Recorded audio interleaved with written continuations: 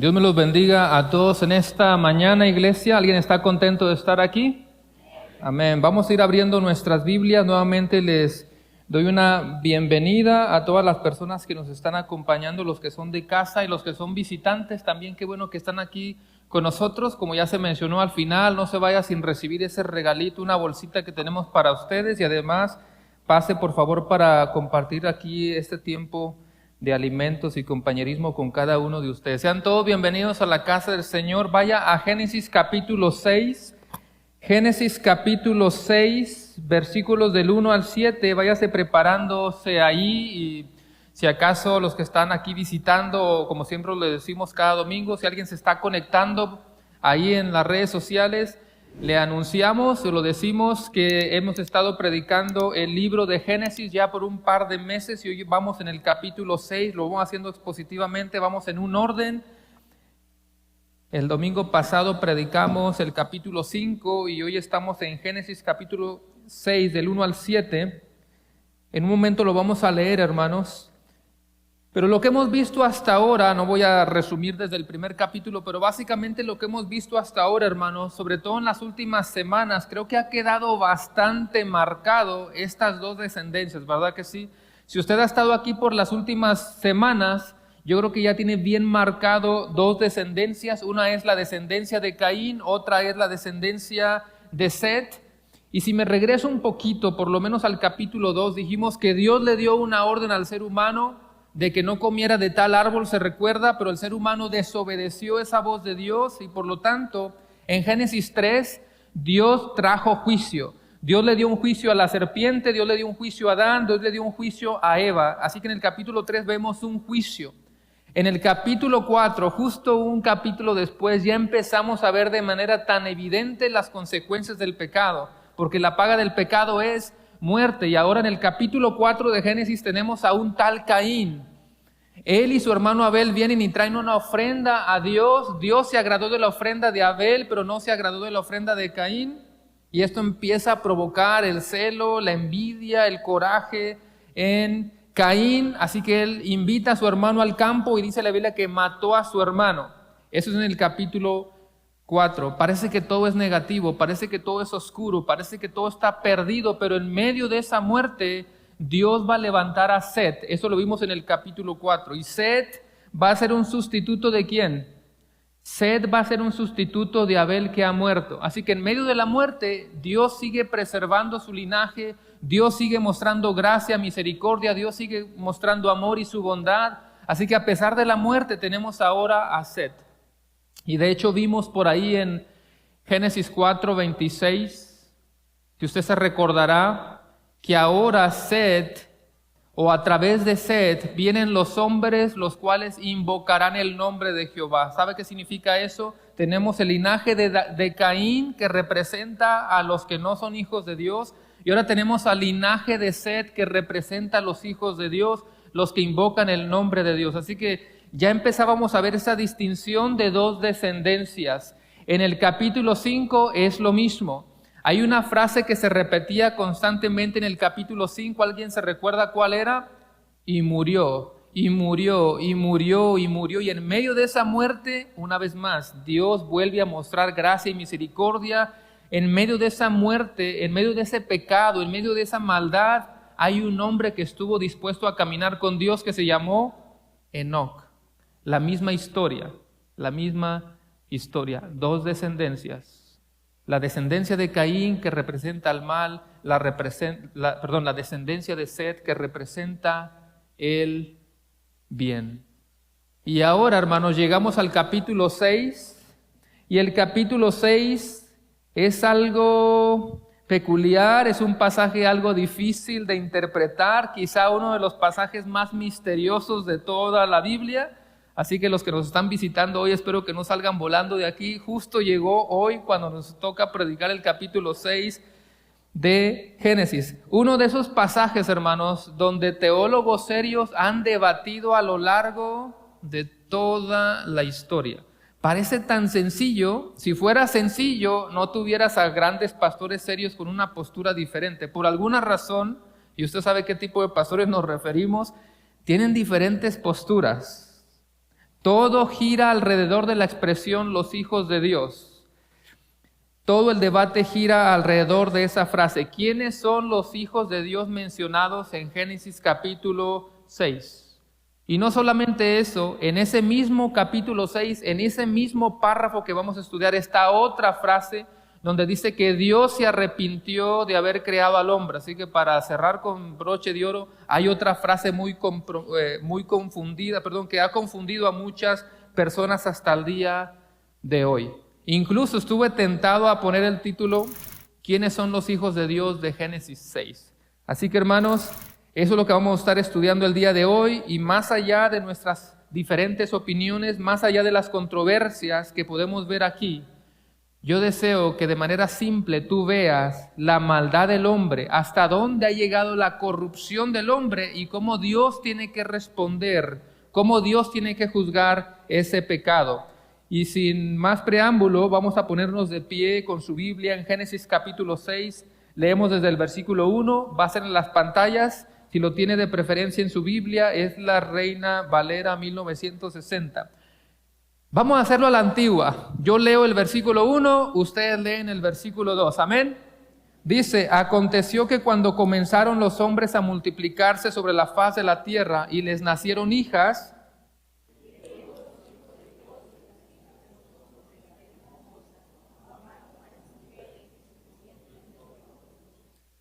versículo 3, y dijo Jehová, no contenderá mi espíritu con el hombre para siempre, porque ciertamente él es carne, mas serán sus días 120 años.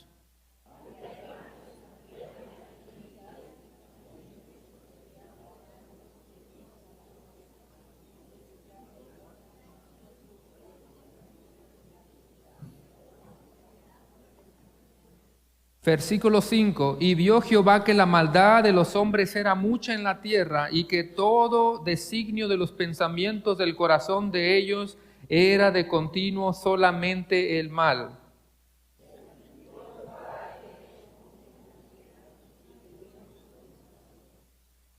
Versículo 7 lo leemos todos juntos y dice, y dijo Jehová, raeré de sobre la faz de la tierra a los hombres que he creado, desde el hombre hasta la bestia y hasta el reptil y a las aves del cielo, pues me arrepiento de haberlos hecho. Oremos.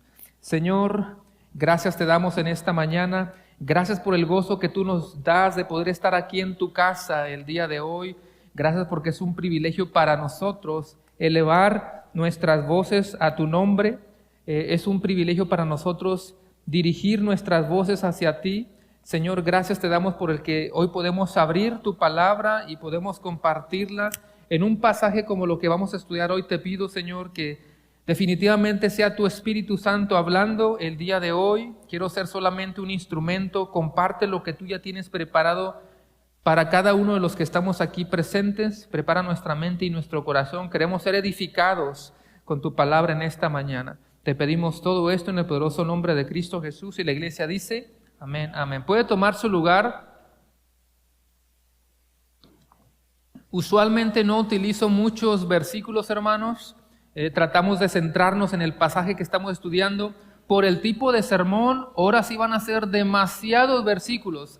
Si usted es rápido para buscarlos, era bueno para las esgrimas, búsquenlo. Y si no, puede anotarlo, puede leerlo en la pantalla. Pero le pido que ponga mucha atención y no se me pierda esta ocasión. Es un pasaje complicado, pero vamos a dividirlo en dos secciones bien fáciles. Número 1, la corrupción del hombre, y en segundo lugar, cómo responde Dios a esa corrupción, que básicamente esos dos puntos están resumiendo el título del sermón de esta mañana. Yo he titulado el sermón de hoy, La corrupción del hombre y la respuesta de Dios. Una vez más, el título es La corrupción del hombre y la respuesta de Dios. Es interesante porque esos son los dos puntos, las dos secciones. Sección número 1 que vamos a estudiar es la corrupción del hombre, y la sección número 2 va a ser cómo Dios responde a eso. Así que punto número 1, si alguien toma notas, la corrupción del hombre. Vamos a comenzar. Y vuelvo a leer el versículo 1, Génesis 6:1 dice, aconteció que cuando comenzaron los hombres a multiplicarse sobre la faz de la tierra y les nacieron hijas, Versículo 2, que viendo los hijos de Dios que las hijas de los hombres eran hermosas, tomaron para sí mujeres, escondiendo entre todas. Así que hermanos, vamos a empezar a ver diferentes puntos de vista en cuanto a quiénes eran los hijos de Dios. Pero una vez más, si algo tenemos que estar todos en la misma página es que definitivamente la corrupción y la maldad del hombre estaba en su clímax, estaba en lo alto. El hombre es totalmente pecador y también vamos a ver cómo Dios va a reaccionar en eso. Espero que esté quedando claro, hermanos, en lo que hemos visto hasta ahorita de Génesis, nosotros somos pecadores, somos totalmente pecadores. Y decimos esto porque hay muchas iglesias donde levantan al hombre a un punto donde no es bíblico y todo es el hombre, todo está centrado en el hombre, lo que se le llama humanismo. Pareciera que no están muy conscientes de cuál es la condición del hombre, pareciera que no están muy conscientes de la terrible y miserable condición en la cual están todos los hombres sin Cristo. Así que en el pasaje que yo acabo de leer, hermanos, tenemos por un lado las hijas que se describen como las hijas de los hombres y por otro lado tenemos los hijos de Dios. Suena bastante simple. Por un lado las hijas de los hombres y por otro lado dijimos los hijos de Dios. Simple, pero precisamente ahí está el debate. ¿Quiénes son los hijos de Dios de Génesis 6? Que cuando se mezclaron o tuvieron intimidad con las hijas de los hombres, les nacieron gigantes, aunque vamos a ver que el texto dice que ya había gigantes antes, pero se cree que también les nacieron gigantes. No es tan simple y si alguien nunca había escuchado este pasaje me dijera, pastor, pero eso es muy simple, ¿cómo que quiénes son los hijos de Dios? Pues nosotros. No es en ese contexto que lo estamos estudiando, ¿verdad? Todos sabemos que en Cristo somos hijos de Dios. ¿Quién dice amén a eso? La palabra nos dice eso, Juan 1:12, mas a todos los que le recibieron les dio potestad de ser hechos hijos de Dios. En Cristo Jesús somos una familia, Dios es nuestro Padre, somos sus hijos, pero no es de eso de lo que estamos hablando, sino que hay algo interesante. ¿Por qué estos llamados hijos de Dios se han mezclado y les han salido hijos que para nosotros son extraños? Que incluso hay muchos pastores serios que piensan que estos hijos eran algo así como híbridos. Y híbridos viene de la palabra griega híbrida, que significa mezcla o mestizo. Y le quería decir una breve definición. Es el resultado de combinar dos elementos distintos que dan como resultado algo nuevo o un ser nuevo. Es el origen de algo nuevo. No sé quién ha visto alguna película rara donde quizá mezclan dos dinosaurios, algo quizá ilegal y salió un ser híbrido. Algo parecido a eso es lo que vamos a estar mirando. Toda la pregunta, hay un dicho que dice la pregunta del millón. ¿Ha escuchado ese dicho? ¿Quiénes son los hijos de Dios aquí? Y vamos a ver tres posturas que son las más comunes.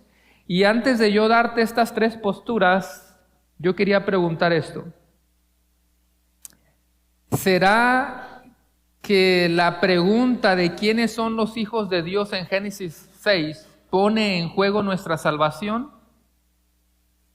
No, ¿verdad? No es que tú te vas a salvar por saber quiénes eran los hijos de Génesis 6.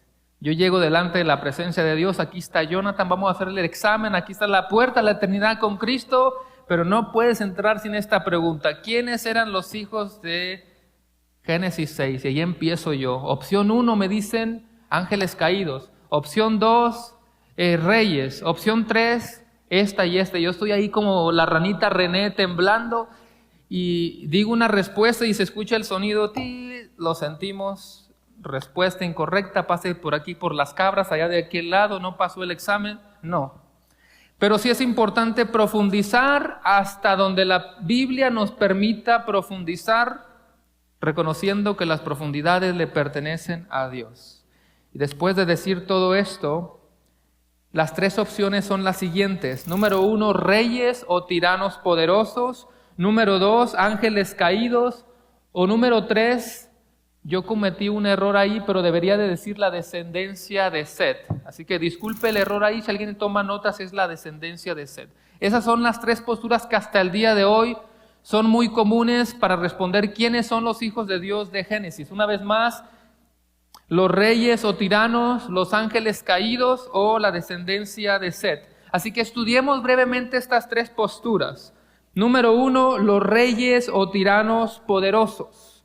Esta postura, hermanos, quizá es una de las menos conocidas, quizá es una de las menos populares, pero sigue teniendo sentido que cuando la Biblia dice o habla de estos hijos de Dios se refiere a tiranos poderosos.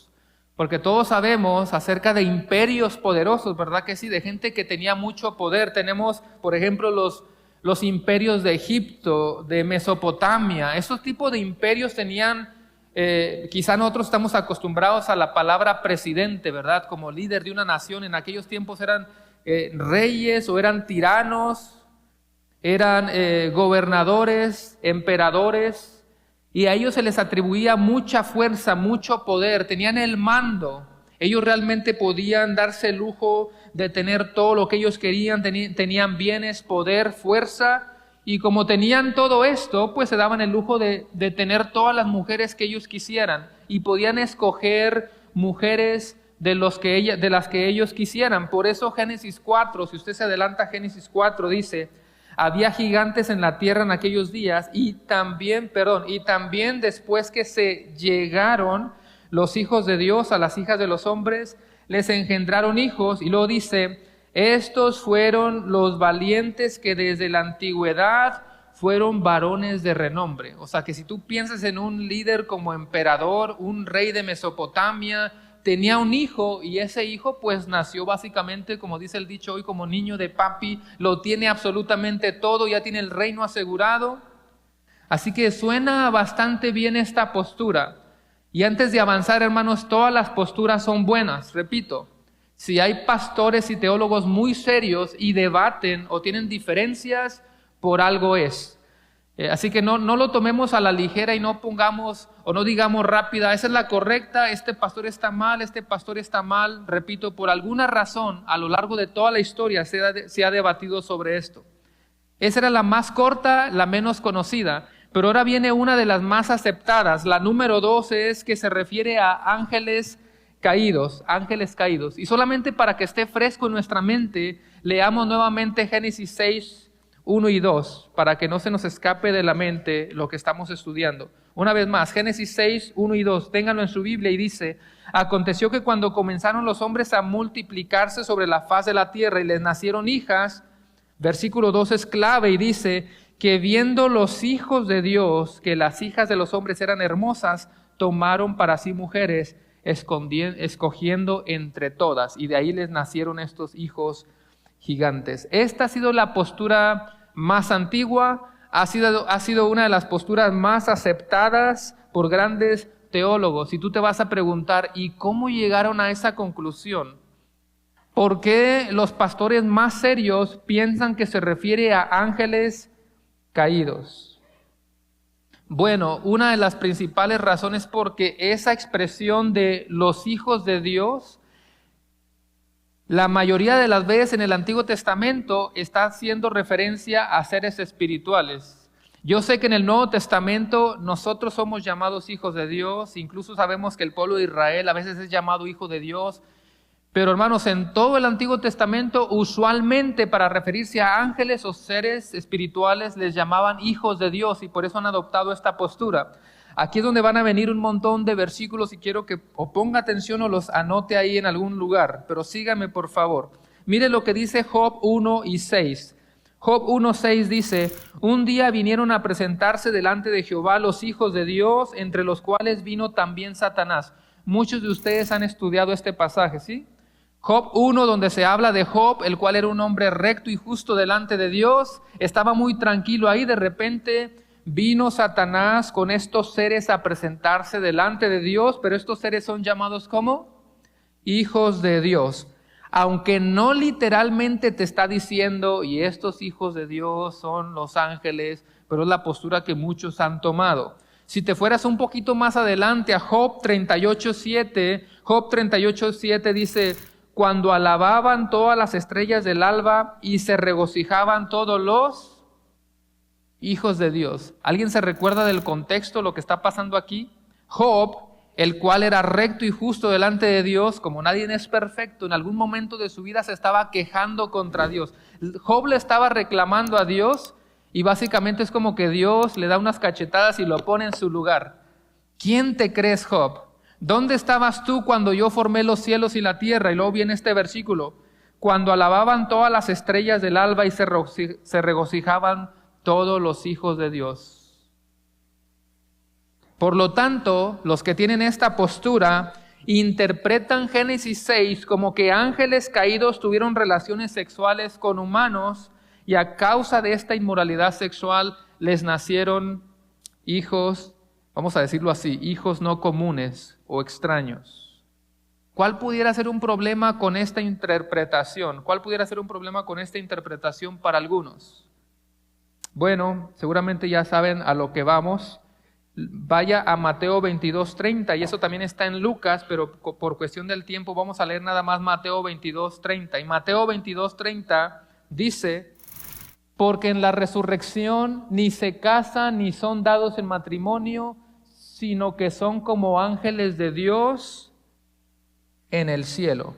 Dice que los ángeles no se dan en casamiento. Así que unos pueden decir, ya ves, no pueden ser ángeles porque aquí dice que los ángeles no se dan en casamiento.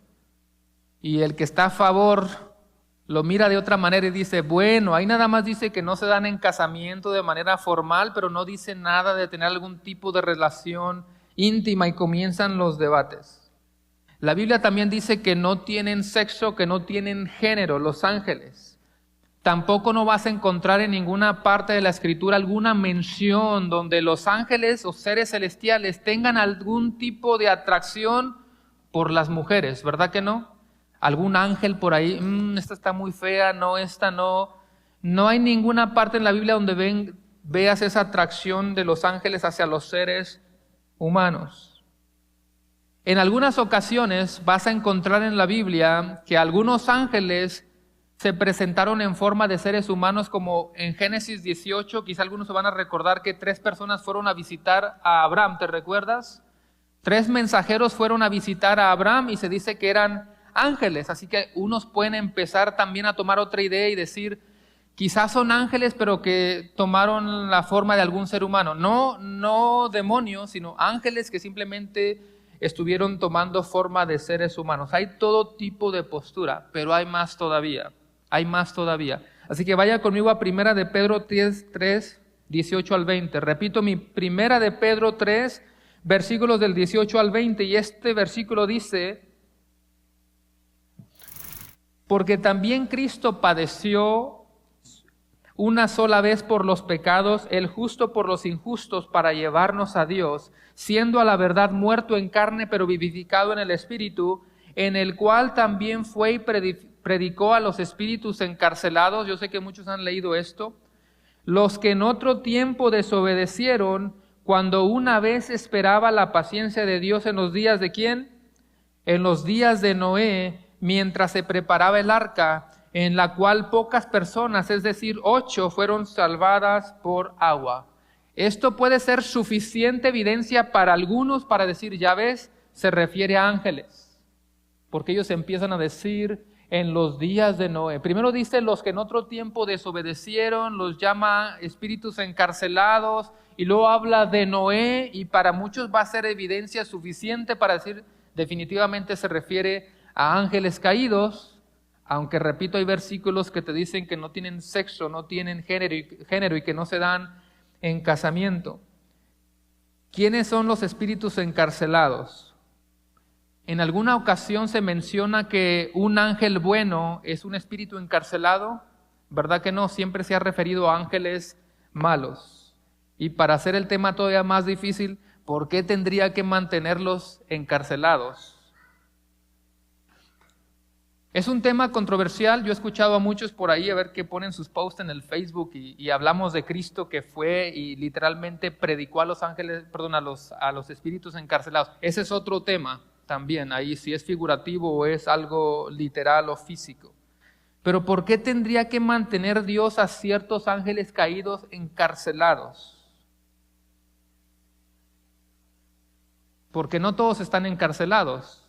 Si ángeles caídos son demonios, algunos están funcionando hoy en día, ¿por qué algunos estarían encarcelados? Les repito a los que nos están visitando por primera vez, no siempre ha sido así el tema tan como esto, así que tengan paciencia y regresen el próximo domingo. Vaya a Judas 6, Judas 1:6. Judas nada más tiene un solo capítulo, así que se puede decir Judas 1:6 o Judas 6. Dice, y a los ángeles que no guardaron su dignidad, sino que abandonaron su propia morada, los ha guardado bajo oscuridad en prisiones eternas para el juicio del gran día. Y algunos dicen, ya ves, por eso están encarcelados, porque no guardaron su dignidad y porque abandonaron su propia morada. ¿Están despiertos, hermanos? ¿Va a regresar el próximo domingo? Sí. Ve que al principio dijeron amén y ya después como que no mucho. Los que están en contra de esta postura, los que están en contra de que sean ángeles caídos, dice, si eso fuera verdad, de que los ángeles caídos tuvieron relaciones con seres humanos, entonces ¿por qué no ha vuelto a suceder? Porque se mencionó una vez. Y el otro responde, pues precisamente por eso, porque están encarcelados, no pueden volver a hacerlo. El último pasaje sobre esta sección, 2 de Pedro 2:4, y en la pantalla, si pueden poner el versículo, dejen eso en la pantalla porque quiero mostrarles algo, hermanos. Quiero que veamos este pasaje mismo de dos maneras. Les quiero enseñar a leer la Biblia en su contexto. Primero leamos 2 de Pedro 2:4 y 5, y por favor que se quede ese versículo ahí. Dice, porque si Dios no perdonó a los ángeles, ahora sí dice ángeles, que pecaron, sino que arrojándolos al infierno los entregó a prisiones de oscuridad para ser reservados al juicio, y si no perdonó al mundo antiguo, sino que guardó una vez más, el que tiene esa postura está conectando todo, pregonero de justicia, con otras 7 personas, trayendo el diluvio sobre el mundo de los impíos. Mira cómo una persona que tiene la postura de los ángeles caídos ya empieza a conectar todos los versículos que yo te he dado, que son Job 1:6, Job 38:7, Mateo 22:30, Primera de Pedro 3:18, Judas 6 y ahora Segunda de Pedro. Aunque ningún versículo lo diga de manera literal, ellos están haciendo todas las conexiones posibles para llegar a la conclusión de que son ángeles caídos, sobre todo porque ahora se menciona a los ángeles, se menciona al mundo antiguo. ¿De cuál mundo antiguo habla? Pues en los tiempos de Noé, porque el texto lo está diciendo. Míreme aquí en el púlpito. Ahora quiero que tú hagas esto, como que hacemos hacia atrás, y ahora miramos el campo más completo de ese pasaje. Ahora ponga el siguiente slide, y ahora es el mismo pasaje, pero desde el versículo 4 al 9. Y disculpe que la letra está más pequeñita, pero quería que miraras todo el contenido. Y dice, porque si Dios no perdonó a los ángeles que pecaron, sino que arrojándolos al infierno los entregó a prisiones de oscuridad para ser reservados al juicio, y si no perdonó al mundo antiguo, sino que guardó a Noé, pregonero de justicia, con otras 7 personas, trayendo el diluvio sobre el mundo de los impíos, y si no condenó por destrucción a las ciudades de Sodoma y Gomorra, reduciéndolas a ceniza y poniéndolas de ejemplo a los que habían de vivir impíamente, y libró al justo Lot, abrumado por la nefanda conducta de los malvados, porque este justo que moraba entre ellos afligía cada día su alma justa, viendo y oyendo los hechos inicuos de ellos. Sabe el Señor librar de tentación a los piadosos y reservar a los injustos para ser castigados en el día del juicio. No sé si alguien lo notó, pero ahora tú lo puedes ver con otra perspectiva. Primero se menciona a los ángeles, y hasta te lo puse en un paréntesis, ángeles, número 2, mundo antiguo, número 3, Sodoma y Gomorra. Por lo tanto, ya no puedes nada más agarrar la palabra ángeles y relacionarlo con Noé. Además, hay una palabrita, ¿cómo comienza en el versículo 5? No sé si tú lo alcanzas a ver, pero hay una palabrita que es la Y, está marcada en color. Nota que el versículo 5 comienza I. ¿Con qué palabra comienza el versículo 6? Y, por lo tanto, hay 3 secciones que yo veo. Los ángeles que pecaron, que fueron arrojados al infierno, al mundo antiguo, que está relacionado a Noé, y yo veo a Sodoma y Gomorra. Por lo tanto, yo veo 3 juicios. Ya no me suena tan fácil necesariamente relacionar el ángel con Noé. ¿Entendió lo que acabo de hacer, hermano? Así que una vez más, si dice los ángeles que pecaron y que fueron arrojados al infierno, muchos lo han relacionado con Noé o realmente se refiere a mucho más atrás, cuando Lucifer y los ángeles fueron enviados a la tierra. Así que quiero que tú veas esos 3 ángulos distintos, esos 3 juicios de ángeles que pecaron, el mundo antiguo, el pecado con Noé, o el tiempo de Noé, y número 3, las ciudades de Sodoma y Gomorra que fueron destruidas, cada uno recibió un juicio. Así que una vez más, muchos pueden relacionar todos esos pasajes, pero quizás son 3 juicios diferentes. Así que, ¿qué hemos visto hasta ahora? La postura número 1 es que se refiere a reyes y tiranos. La postura número 2 es que se refiere a ángeles caídos. Y antes de mirar la número 3, hermanos, o algunos de ustedes nunca habían estudiado este pasaje, o algunos de ustedes ya lo habían leído pero no tenían ninguna postura, o tú lo habías leído y tú tenías una postura firme. No tengo que decirte qué predicadores tienen esta postura de los ángeles caídos, son pastores muy respetados. Pero ahora quiero que veas la número 3, que son descendencia de Set, son descendencia de Set. Desde hace 2 semanas, y ya lo mencioné, Génesis 4:26, y a Set también le nació un hijo y llamó su nombre Enos. Entonces, hay una distinción, un cambio. Entonces los hombres comenzaron a invocar el nombre de Jehová. Hemos dicho repetidas veces que la línea de Set, el linaje de Set, está representando a ¿quiénes? A los hijos de Dios. Y los que tienen esta postura de que se refiere a la descendencia de Set, y que las hijas de los hombres son la descendencia de Caín, yo espero que tú le empieces, si nunca habías escuchado esta postura, espero que por lo menos lo empieces a ver con los lentes del contexto que habíamos estudiado hasta ahorita en las últimas semanas. Así que nota cómo también suena una postura bastante razonable, ¿ok? Bastante razonable. ¿Cuáles son las 2 descendencias? La descendencia de Caín y la descendencia de Abel. Si esta fuera la postura correcta, algunos van a argumentar y van a decir, pero si esa es la postura correcta, ¿qué tiene de malo entonces que ciertos muchachos se mezclen con las hijas de este otro grupo? ¿Qué tendría de malo? He ahí el problema. Dios siempre ha dado órdenes para no mezclarse con otros grupos. Dios siempre ha dado órdenes para que su pueblo no se mezcle con un pueblo pagano, para que su pueblo no siga a otros dioses paganos. Y mira cómo a lo largo de grandes secciones en el Antiguo Testamento tú ves a Dios marcando una distinción. Tú eres mi pueblo, no hagas las cosas que el mundo está haciendo. Romanos 12:2 dice que se me olvidó que dice Romanos 12:2, no os conforméis a este siglo. Para los que dicen, no, es que para ganarte al mundo tienes que hacerte como los del mundo, actuar y hablar como los del mundo para entonces ganártelos. Mentira. El evangelio es suficiente. El evangelio es poder de Dios para salvación.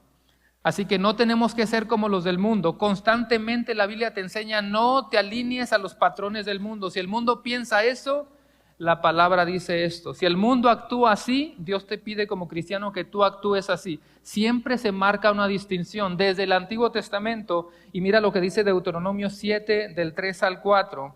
Entre muchos otros pasajes, Deuteronomio capítulo 7, dice el versículo 3, y no contraerás matrimonio con ellos, no darás tus hijos a sus hijos, ni tomarás sus hijas para tus hijos, porque ellos apartarán a tus hijos de seguirme para servir a otros dioses. Entonces la ira del Señor se encenderá contra ti y Él pronto te destruirá.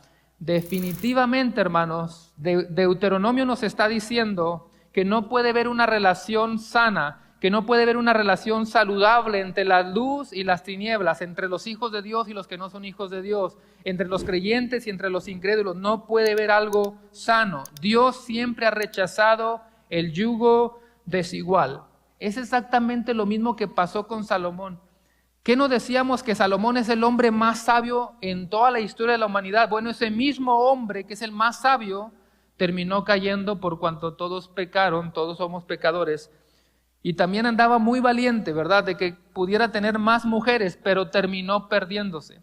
Mira lo que dice Primera de Reyes 11, del 1 al 4, si quiere nada más escuchar. Primera de Reyes 11, dice el versículo 1, pero el rey Salomón amó, además de la hija de Faraón, a muchas mujeres extranjeras, a las de Moab, a las de Amón, a las de Edom, a las de Sidón y a las Eteas. Escucha, gentes de las cuales Jehová había dicho a los hijos de Israel, no os llegaréis a ellas, ni ellas serán a vosotros, porque ciertamente harán inclinar vuestros corazones tras tus dioses. A estas pues se juntó Salomón con amor y tuvo 700 mujeres, reinas y 300. ¿Cuántas en total, hermanos?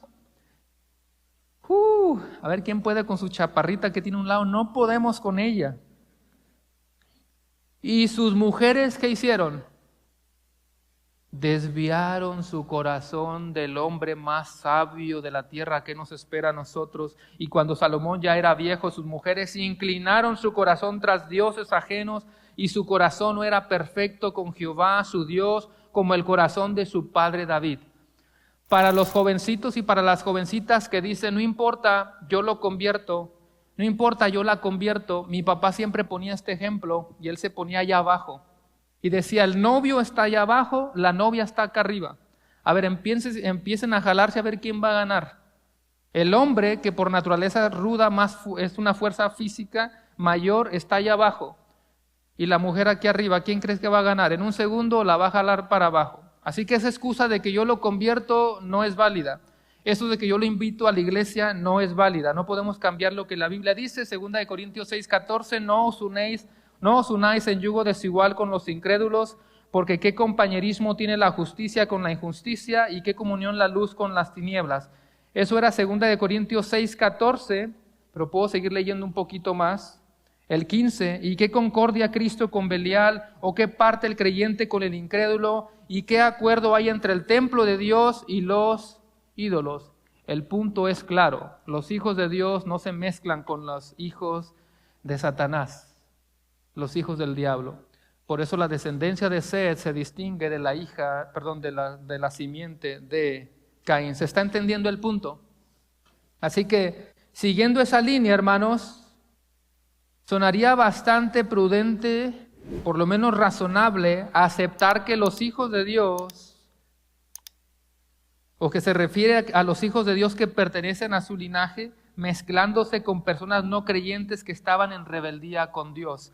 El puritano teólogo Matthew Henry dice, los hijos de Dios, es decir, aquellos que profesaban la religión sobre los cuales era convocado el nombre del Señor, miraron a las hijas de los hombres, es decir, aquellas que eran profanas y ajenas a Dios y a la piedad. La posteridad de Seth no se guardó como debía de haber hecho, tanto para la preservación de su propia pureza como en el aborrecimiento de la apostasía. Se mezclaron con la raza excomulgada de Caín, tomando para sí mujeres.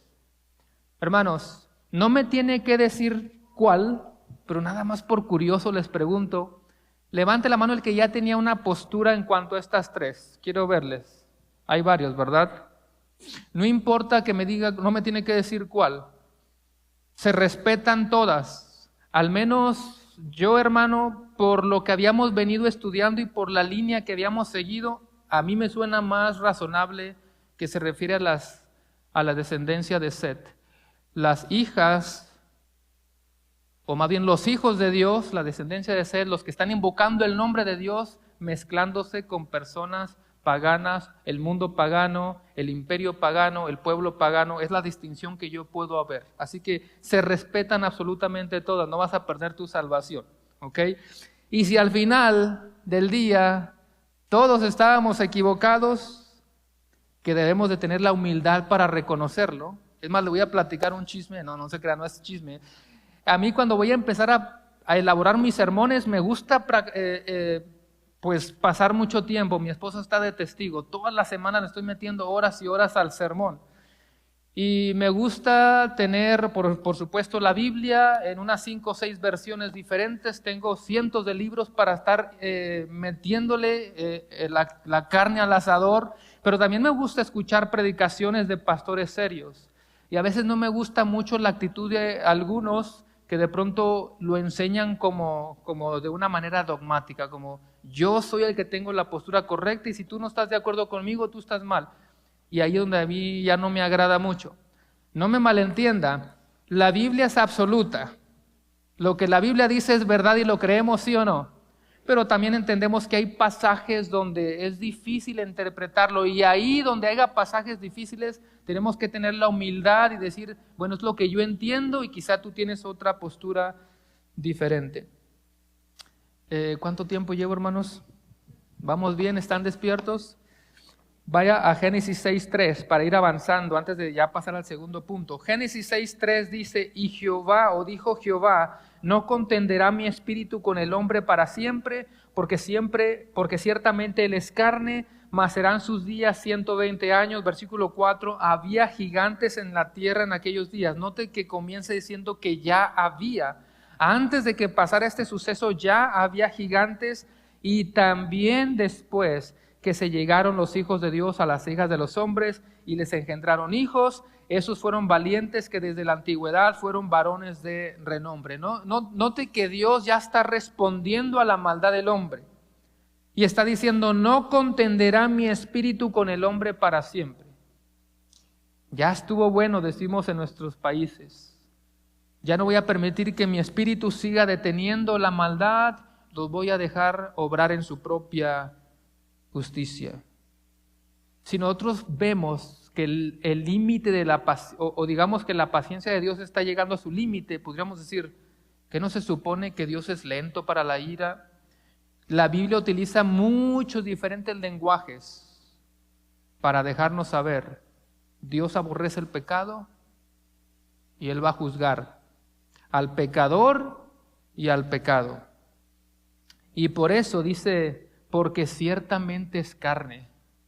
¿Sabes lo que Dios está tratando de decir cuando dice, no contenderá mi espíritu con el hombre porque ciertamente es carne? No se refiere nada más que tiene un cuerpo físico, está reconociendo que es un ser carnal, que es un ser con una naturaleza pecaminosa, corrompida por el pecado y dominada por sus deseos pecaminosos y por eso siempre se va a inclinar hacia el mal. Y el versículo 4 dice que ahora serán sus días 120 años.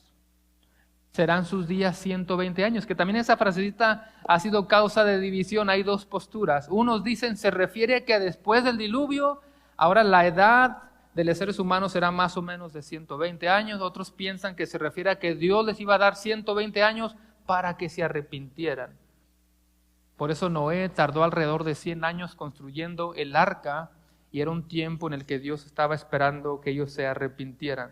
Así que ahora vamos a ver la segunda sección. Todo eso fue la primera sección. La maldad de la tierra está en lo más alto. Hayan sido reyes, hayan sido ángeles caídos o la descendencia de Set. El punto es que el mundo es un mundo pecador. ¿Se entiende eso? Es un mundo caído lleno de maldad y de corrupción, y Dios no se puede quedar callado. Así que el segundo punto es la respuesta de Dios.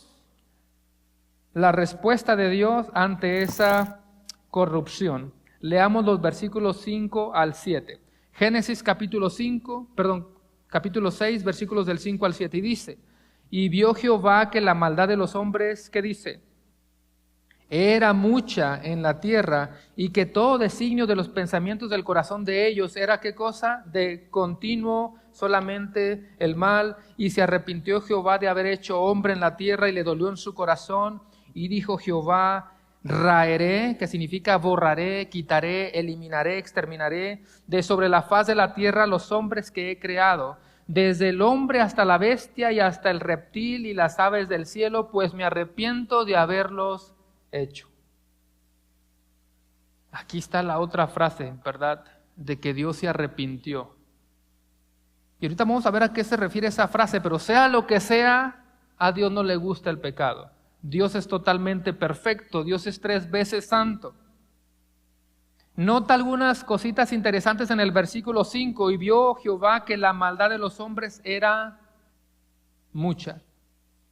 El no creyente pudiera estar pensando, yo creo que yo no estoy tan mal, yo creo que yo no entro en esa categoría, yo no he matado a nadie como Caín, yo nunca he practicado la poligamia, si no puedo con mi mujer, que voy a poder con varias mujeres, yo no he practicado la poligamia como Lamec, yo creo que yo no entro en esa categoría.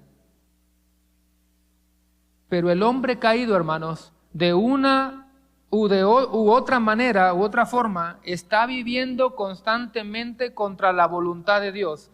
Todos los días se está rebelando contra la perfecta y santa voluntad de Dios. Si nosotros, hermanos, los creyentes, le fallamos a Dios, imagínate las personas que están lejos de Dios, sin comunión con el Señor. Dice la palabra que toda intención de los pensamientos de su corazón era solo hacer siempre el mal, solamente el mal. ¿Y dónde comienza eso? En el corazón, te está diciendo el versículo. ¿No es lo mismo hoy? ¿No tenemos acaso el mismo pecado? ¿No vemos homicidio? ¿No vemos poligamia? ¿No vemos fornicación? ¿No vemos adulterio? ¿No vemos guerras? ¿No vemos muerte? ¿No vemos orgullo, soberbia? ¿No es lo mismo el día de hoy? ¿Y dónde comienza todo? En el corazón. Mateo 15:19, porque del corazón provienen los malos pensamientos, homicidios, adulterios, fornicaciones, robos, falsos testimonios y calumnias. Quiero que veas otra palabrita en el versículo 5. ¿Cómo comienza el versículo 5? Dice Génesis 6:5, y vio Jehová. Ya con eso tenemos que hacer una pausa. ¿Y qué dice? Vio. Él todo lo ve, hermanos. Nada podemos ocultar de su presencia porque Él está en todo lugar. Hebreos 4:13, y no hay cosa creada que no sea manifiesta en su presencia. Antes bien, todas las cosas están desnudas y abiertas a los ojos de aquel a quien tenemos que dar cuenta. No solamente está mirando cómo nos comportamos aquí dentro del servicio, Él está mirando lo que pasa en nuestro trabajo, Él está mirando lo que pasa donde estamos estudiando, Él está mirando lo que pasa en nuestros hogares, donde los demás no pueden ver, Dios lo puede ver todo. Donde los demás ya no entran, la puerta se cierra, Dios lo puede ver absolutamente todo. Decía un pastor, no recuerdo quién estaba escuchando, que estaba hablando con sus hijos y estaba levantando la voz y se le olvidó que la ventana estaba abierta. Y los vecinos estaban escuchando todo lo que estaba diciendo y él dijo, ¡qué vergüenza! Hemos dicho que cuando vamos manejando y se te cruza un buen cristiano por ahí, de repente se te metió. No sé si le dices Dios te bendiga o hasta lo quieres alcanzar y te le pones a un lado. Es el hermano de la iglesia, qué vergüenza. Preocúpate por saber que Dios lo mira absolutamente todo. Ahí sí di, qué vergüenza. El que todo lo ve, el que no se le escapa absolutamente nada porque eres omnisciente, eres omnipresente. Dices amén a eso. Él está en todo lugar y lo mira absolutamente todo. Proverbios 15:3 dice, los ojos de Jehová están en todo lugar mirando, ¿qué será? ¿Nada más a los malos o nada más a los buenos? Los ojos de Dios están en todo lugar mirando a los malos y a los buenos. Y como Dios todo lo ve, como Dios miró la maldad de ese pueblo, Dios miró la maldad de esas personas, dice entonces que Dios se arrepintió. Dios se arrepintió. Es lo que dice el versículo 7. Raeré, borraré, exterminaré. Qué palabras tan feas. De sobre la faz de la tierra los hombres que he creado, desde el hombre hasta la bestia y hasta el reptil y las aves del cielo, pues me arrepiento de haberlos creado. El texto dice que Dios se arrepintió. Así que por los próximos minutos vamos a estudiar eso. ¿Cómo está eso de que Dios se arrepintió? Yo pensé que Dios no se podía arrepentir. Eso también ha llevado a un debate, eso también ha confundido a muchas personas. Ahora, vamos a ver si Dios se arrepiente de la manera que nosotros nos arrepentimos. El texto comienza diciendo, y vio Jehová. Desde el versículo 5 dice, y vio Jehová. Mi pregunta simple es, ¿Acaso Dios necesita ver para darse cuenta de algo y entonces tomar una acción? ¿O Él lo conoce todo desde siempre? Esas palabritas ya deberían de estarte diciendo algo. La Biblia de las Américas dice, y le pesó a Dios. Y le pesó a Dios. Creo que otra dice que Dios se lamentó. Así que lo primero que tenemos que afirmar, hermanos, es que Dios no se arrepiente de la manera en la que usted y yo nos arrepentimos. Dios no se equivoca. Dios es perfecto. No es que Él de pronto algo le tomó por sorpresa y tuvo que cambiar de opinión en ese sentido. Lo hemos explicado ya en la escuela dominical. Usted tiene plan A para tener una fiesta en un parque, pero si llueve, ¿qué dices? Tenemos un plan B y tenemos C, D, E y hasta nos equivocamos nosotros o algo falla y tenemos otro plan por cualquier cosa. En ese sentido, Dios no se arrepiente igual que nosotros. Mire lo que dice Números 23, 19, muy conocido, y dice, Dios no es hombre para que mienta, ni hijo de hombre para que se arrepienta. Él dijo y no hará, habló y no lo ejecutará. No sé si está en la pantalla, pero primera de Samuel 15, 29 también dice, además, el que es la gloria de Israel no mentirá ni se arrepentirá, porque no es hombre para que mienta. Otra versión dice, no cambiará de propósito. ¿Qué está pasando aquí, hermanos? Dios había creado al ser humano, ahora está diciendo que Él se arrepiente. Pero Números dice que Él no es hombre para que cambie de opinión o para que Él se arrepienta. ¿Qué es lo que está pasando aquí? ¿Realmente significará que Dios cambia de opinión como nosotros lo hacemos? Y eso que si lo estudiáramos en el idioma hebreo, hermanos, y tú usualmente quieres buscar una palabra para ver si significa otra cosa. Lo interesante es que si tú buscas las palabras en el original, eso significa Dios sí se arrepintió.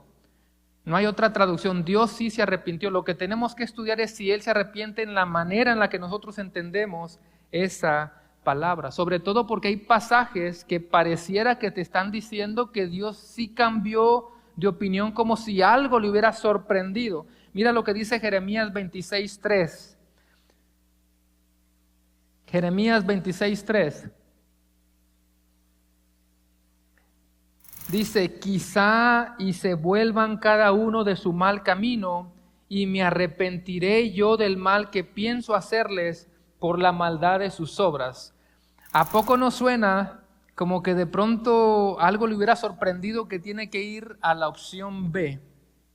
Suena literalmente como eso.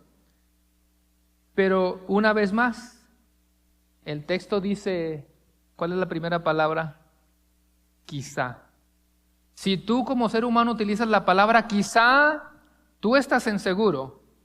Pero si el texto dice, y ese es Dios hablando, quizá, una vez más, ya tenemos que hacer una pausa. ¿Acaso Dios no lo sabe todo? ¿Qué no se supone que Él es soberano, Él es omnisciente, Él lo conoce y lo sabe absolutamente todo? ¿Por qué Él tendría que estar utilizando la palabra quizá? Yo quiero que tú veas el tipo de lenguaje que la Biblia está utilizando. Y hay uno todavía más literal, Jonás 3:10. Jonás 3:10 dice, y vio Dios lo que hicieron, que se convirtieron de su mal camino y se arrepintió del mal que había dicho que les haría y no lo hizo. Esto es un pasaje que muchos pueden utilizar para decir, ya ves, depende entonces de la respuesta del hombre o la voluntad del hombre. Repito, es lo que parece que el texto está diciendo. Dice que las personas se arrepintieron de sus malos caminos y entonces se arrepintió Dios del mal que había dicho que les haría. Hago la misma pregunta. Dios sabía que estas personas iban a actuar en maldad, que iban a hacer maldad, por supuesto que Dios lo sabía. ¿Sabía Dios que ellos iban a arrepentir? Por supuesto que Dios sabía que se iban a arrepentir. Hasta el pobre Jonás lo sabía, por eso no quería ir a predicarles. Por supuesto que Dios lo sabía absolutamente todo. Por lo tanto, aunque el texto comience diciendo, y vio Dios, Él no necesita verlo, Él lo sabe absolutamente todo. Por lo tanto, si regresamos a Génesis 6:10, y el texto está diciendo que Dios se arrepintió de haber hecho al hombre, la pregunta sería igual, ¿Dios no sabía que el hombre iba a pecar? ¿O será que Dios creó al hombre y después al ver la maldad, Dios pensaría, la regué, de haber sabido que me iban a hacer esto, ¿para qué formo a estos seres? Eso es totalmente absurdo. Dios es soberano, Dios es omnisciente y Él es inmutable. Él no cambia en su carácter, en su soberanía, en sus atributos. Significa Jonás 3 que Dios iba a hacer una cosa, pero como el ser humano respondió con arrepentimiento, entonces él pensó que la segunda opción era mejor. Hermanos, nunca nos olvidemos de algunos puntos importantes a la hora de interpretar la Biblia. ¿En qué idiomas fue escrita la Biblia? En hebreo, en arameo, en griego. Tenemos 66 libros en este canon. También tenemos un lenguaje literario distinto a lo largo de toda la Biblia. No puedes leer con la misma intención toda la Biblia. Hay diferentes lenguajes y prácticos para que nosotros los seres humanos lo podamos entender. No es que Nínive al arrepentirse sorprendió a Dios o que la voluntad o la respuesta humana provocó una opción que no había sido planeada desde la eternidad. No significa eso. Es un lenguaje humano para mostrarnos que cuando las personas escuchan el mensaje y se arrepienten con el corazón o verdaderamente o genuinamente serán salvos. Hemos estudiado a lo largo de todos estos años básicamente, hermanos, que Dios es el que toma la iniciativa en la salvación. Y de la misma manera que una persona que rechaza el Evangelio se pierde, de esa misma manera una persona que rechaza el Evangelio glorioso de Jesucristo se pierde, está bajo condenación. La ira de Dios está sobre los incrédulos, la palabra lo dice.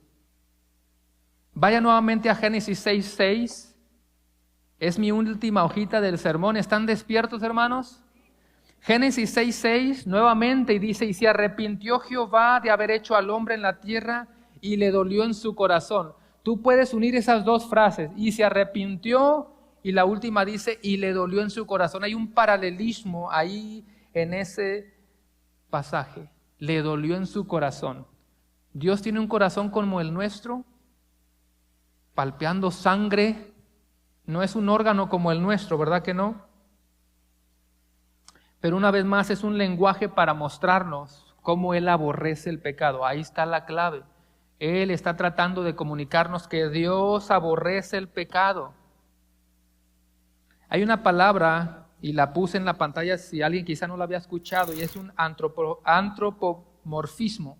Antropomorfismo. Y la definición es esta. Significa atribuir características humanas, formas, emociones, acciones o pensamientos a algo que no es humano. Dios es un ser divino, amén. Dios es un ser espiritual, invisible, y por lo tanto la Escritura, la Biblia, puede utilizar un tipo de lenguaje humano ¿para qué? Para describirlo, para comunicarnos algo que nosotros podemos entender en términos humanos. Por ejemplo, la Biblia dice la mano de Dios. ¿Y acaso Dios tiene una mano como la nuestra? Acabamos de leer, los ojos de Dios están en todo lugar. ¿Acaso Dios tiene unos órganos como los nuestros? Acabamos de leer en Génesis 6 que Dios se arrepintió, se arrepiente como nosotros. No es en ese sentido que Él se arrepiente.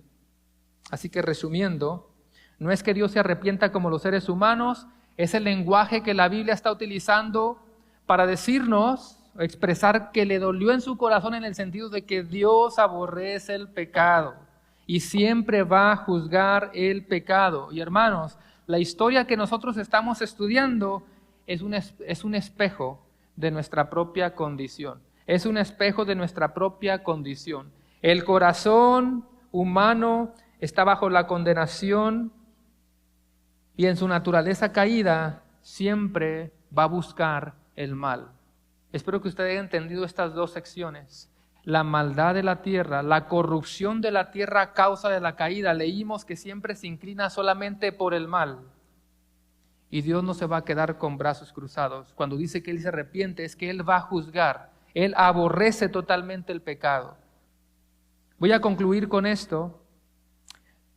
Lo más importante del tema que hemos visto hoy no sería si eran reyes, ángeles o la descendencia de Seth, que es importante, pero lo más sobresaliente es la pregunta, ¿cómo voy a responder a eso? Así que analiza esta pregunta, ¿cómo voy a responder cuando ahora yo ya sé que Dios detesta el pecado, que Dios lo ve todo y que Él viene a juzgar?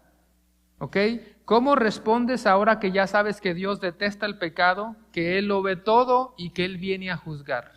Yo no sé si tú estás el día de hoy sin Cristo en esta mañana, pero es el mejor momento para que tú entiendas que el tiempo está cerca. Que si Cristo predicaba arrepentíos porque el reino de los cielos se ha acercado, que si Juan predicaba arrepentíos porque el reino de los cielos se ha acercado, hoy es el mismo mensaje de salvación, arrepentíos porque el reino de los cielos se ha acercado. Tú necesitas venir a Cristo hoy, en esta mañana, y no esperar para mañana, porque el día de salvación es hoy. Y se aproxima algo mayor que el diluvio que vamos a estudiar la semana que viene. Sí, qué bueno, el diluvio es una buena representación de nuestro destino sin Dios, ¿sabías? El diluvio es una buena representación de nuestro destino sin Dios, pero aún así no se compara con la eternidad que te espera si tú te quedas fuera de la barca, por decirlo de manera figurada. En el tiempo de Noé, él estaba predicando, Noé estaba pregonando el mensaje de Dios, y solamente su familia, solamente 8 personas se salvaron. Pero hoy tú puedes ser parte de ese grupito pequeño. El mundo es grande, la puerta del mundo es grande, pero tú puedes ser parte de ese grupo pequeño. ¿Qué tienes que hacer hoy para entrar figuradamente en el arca? ¿Qué tienes que hacer hoy? Si tú estás en esta mañana aquí presente sin Cristo, o alguien está escuchando sin Cristo, ahí en las redes sociales, ¿qué tienes que hacer hoy? Arrepiéntete de tu pecado, niégate a ti mismo, dile no al mundo y dile sí a Cristo. Si confesamos nuestros pecados, Él es fiel y justo para perdonarnos y limpiarnos de toda maldad. Hermanos, el mundo representa muerte, ¿usted lo sabe?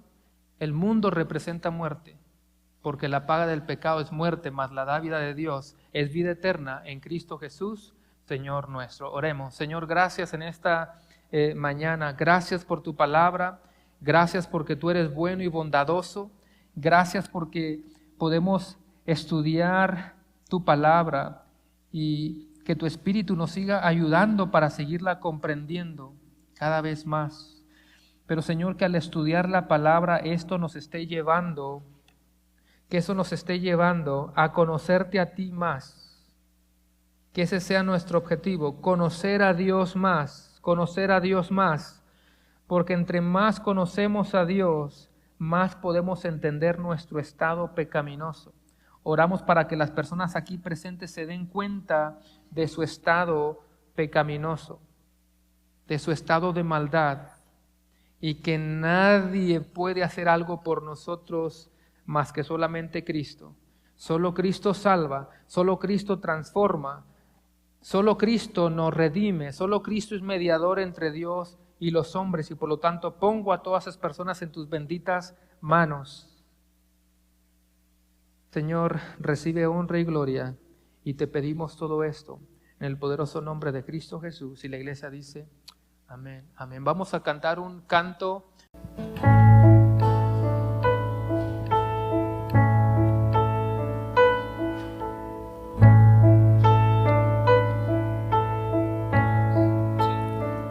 Cuán grande habita